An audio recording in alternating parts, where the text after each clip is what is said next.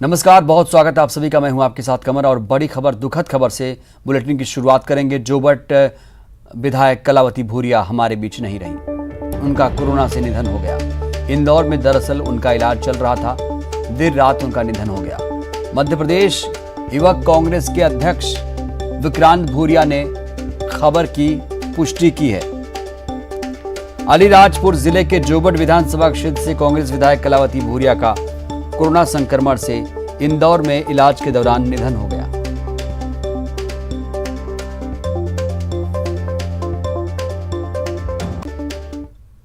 जोबट विधायक कलावती भूरिया के निधन पर पूर्व मंत्री जीतू पटवारी ने ट्वीट किया और लिखा कि जाबाज जनसेवक और जोबट विधायक बहन कलावती भूरिया हमारे बीच नहीं रही। झाबुआ अलीराजपुर जिले से कांग्रेस का ये प्रतिनिधि चेहरा अपनी निष्ठा प्रतिष्ठा के लिए हमेशा याद किया जाएगा। ईश्वर से प्रार्थना है उन्हें अपने श्री चरणों में स्थान दे।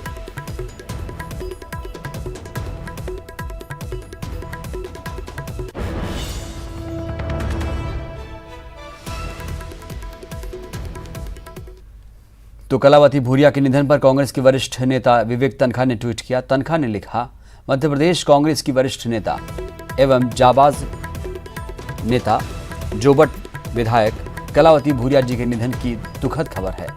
कांग्रेस परिवार दिवंगत आत्मा की शांति एवं परिजनों को दुखों का यह वज्रपात सहने की शक्ति देने की प्रार्थना कर रहा है।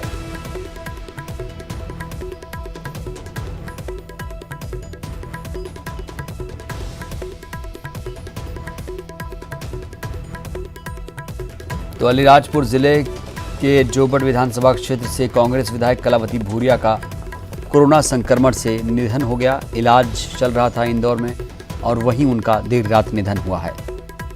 बताया जा रहा 15 अप्रैल को उन्हें इलाज के लिए अस्पताल में भर्ती किया गया था।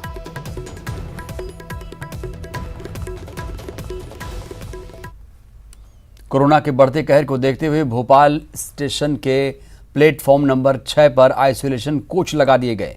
कोरोना पेशेंट को बेड मिलने की या ऑक्सीजन की समस्या आती है तो भोपाल स्टेशन पर आइसोलेशन कोच में सारी व्यवस्था की गई है। हालांकि गंभीर मरीज को यहां नहीं रखा जाएगा।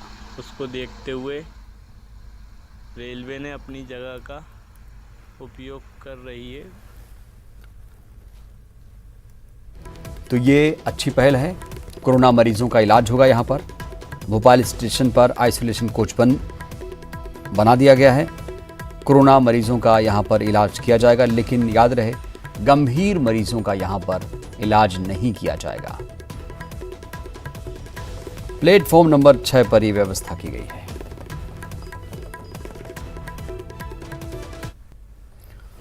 ब्रेक के बाद हाजिर हूं। मध्य प्रदेश के बालाघाट की रहने वाली डॉक्टर प्रज्ञा घरडे और अपनी फर्ज निभाने के लिए स्कूटी से ये निकल पड़ती हैं बालाघाट से नागपुर तक। रिपोर्ट देखिए।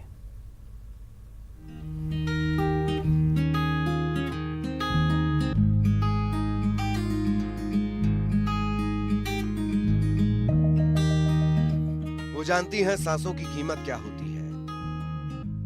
वो जानती हैं कोई भी रुकावट उसके फर्ज का रास्ता नहीं रोक सकती, उसके हौसले को नहीं हरा सकती। जज्बा ऐसा कि हालातों का रोना नहीं रोया, बल्कि निकल पड़ी फर्ज के रास्ते पर। पता था तमाम मुश्किलें आएंगी, लेकिन ये भी तो जानती हैं ये डॉक्टर बिटिया इस वक्त मरीजों को तीमारदारी की कितनी जरूरत है। तो हिम्मत कैसे जवाब दे सकती है? रुकने का तो सवाल ही नहीं उठता। मुश्किल कितनी भी हो मंजिल जरूर मिलेगी। ये प्रण देखिए, सेवा के संकल्प से भरा। एमपी की इस बेमिसाल डॉक्टर बिटिया का सफर देखिए, फर्ज के लिए जज्बा देखिए। एमपी के बालाघाट की रहने वाली है डॉक्टर प्रज्ञा घरडे, जो फर्ज निभाने के लिए स्कूटी से निकल पड़ी हैं बालाघाट से नागपुर। कोरोना महामारी के लिए काम कर रही थी, पर लॉकडाउन के कारण मैं घर चले गई थी। कोरोना के बहुत सारे केसेस बढ़ने के कारण मुझे हॉस्पिटल से बहुत कॉल आ रहे थे और मेरे पास कुछ साधन नहीं था, तो मैं स्कूटी से नागपुर आई।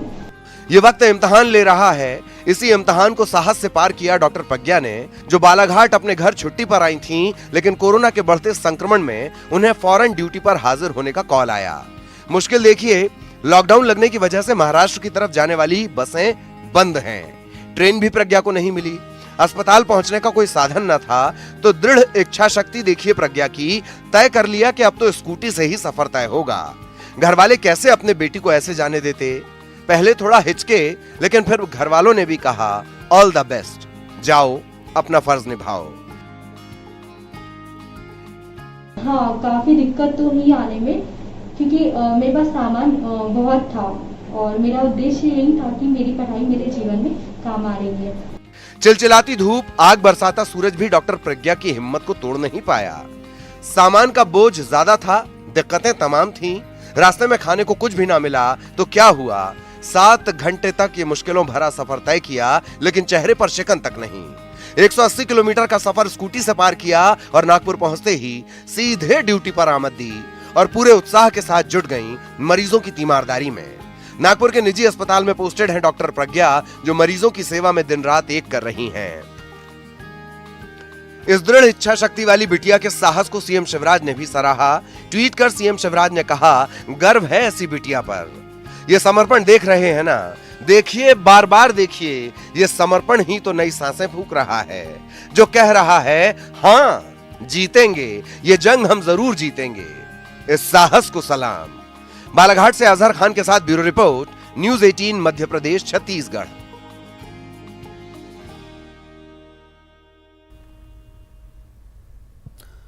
अब हम आपको एक ऐसी तस्वीर दिखाएंगे जो जीने का नया जज्बा पैदा कर रही है। देवास के एक अस्पताल में सजी है संगीत की अनोखी महफिल, जहां एक भतीजे ने अस्पताल में भर्ती अपने चाचा को दी संगीत से जादू की झप्पी और उसके बाद तो मरीजों ने शुरू कर दिया फरमाइशी गीतों का सिलसिला। आप भी देखिए और सुनिए जिंदगी का ये एहसास।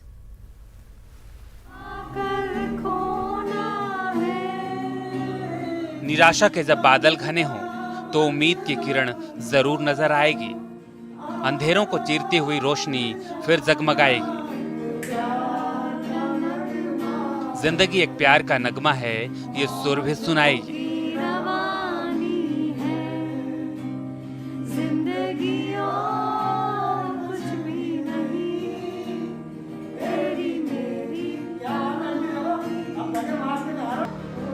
मायूसी के माहौल में चेहरे पर मुस्कुराहट लाती, हंसते खिलखिलाते गुनगुनाते, जीने का नया जज्बा जगाती।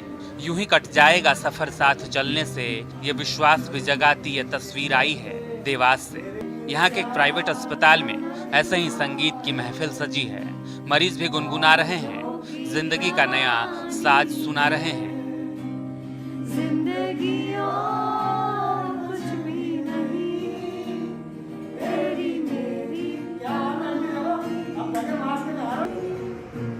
दरअसल इस प्राइवेट अस्पताल में मयंक गोयल के चाचा भर्ती हैं, जिन्होंने अपने भतीजे से फरमाइश की वो उज्जैन से देवास आकर उन्हें गाना सुनाए।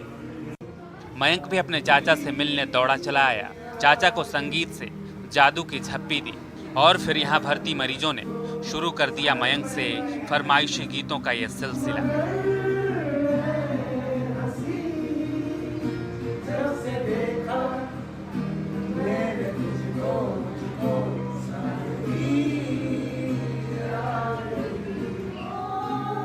ये वो मरीज हैं जो तमाम तरह की बीमारियों से जूझ रहे हैं। इस पैंडेमिक माहौल में उनके टेंशन को दूर भगा रही है ये म्यूजिकल थेरेपी। कैसे इन नगमों ने माहौल को खुशनुमा कर दिया है। ये धुन कह रही है उम्मीद मत छोड़िए, ये बुरा वक्त भी गुजर जाएगा।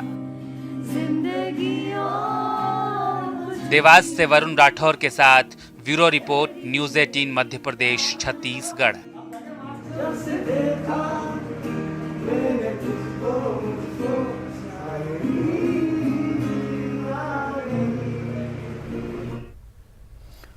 और महामारी में बेजुबानों के हमदर्द से भी आपको मिलवाते हैं, देखिए।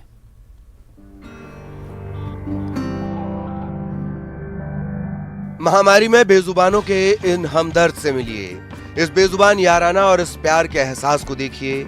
आम दिनों में तो जानवरों के लिए खाने का कहीं ना कहीं से इंतजाम हो जाता था, चाहे होटल हो या फिर सब्जी मंडी, लेकिन अभी तो सब जगह ताला लगा है। ऐसे में इन बेजुबानों की सुध लेने निकल पड़े हैं अशोकनगर में ये लोग। बेजुबान भूख से न तड़पें, प्यासे न रहें, इसके लिए अशोकनगर में जिंद बाबा समिति के 100 लोगों ने जिम्मा उठाया है। जिम्मा इन बेजुबानों के दाना पानी का। गौ माता भूखी मर रही थी। हमारे मन में विचार आया कि पहले गौ माता के लिए हरा घास और जानवरों के लिए और जो हमारे बाहर से लोग आते हैं बस स्टैंड पे बैठे हैं उनके लिए हमने खाना वितरित किया था।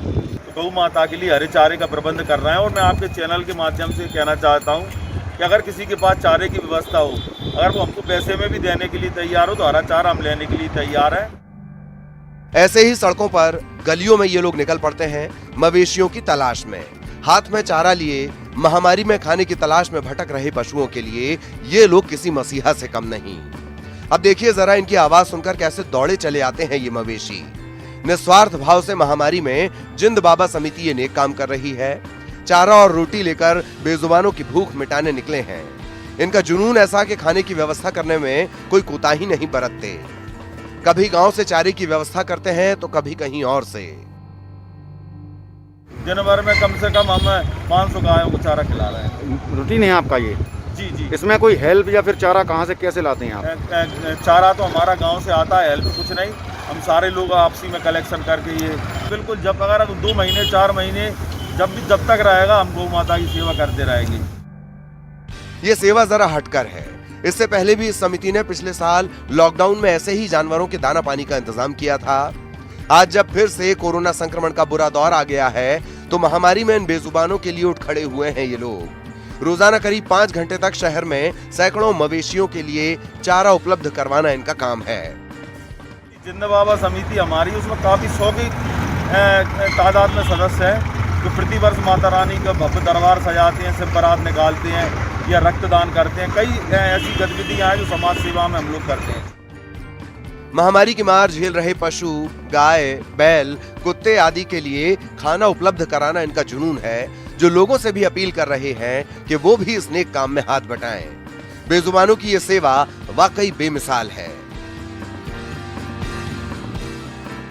अशोकनगर से समीर द्विवेदी के साथ bureau report, news 18 Madhya Pradesh, Chhattisgarh.